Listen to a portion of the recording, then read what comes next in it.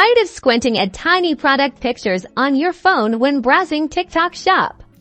Let's unlock the big screen and show you how to access TikTok Shop on your PC. First, open your favorite web browser like Chrome, Firefox, or Safari and type TikTok.com into the address bar and hit enter. Now, in the upper right-hand corner of the page, find the Login button and click it.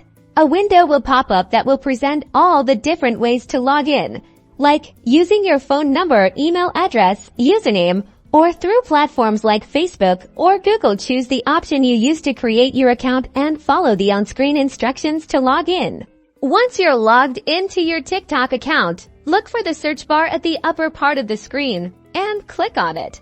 Type TikTok Shop into the search bar and then hit enter or click the search icon. You will see the normal TikTok search results. Look at the tabs near the top of the results page, like top videos, users, and shops. You will want to click on the shops tab to view all of the TikTok shops. From here, you can explore different TikTok shops, browse items, and make purchases, all with the comfort and enhanced viewing experience of your computer. Happy shopping!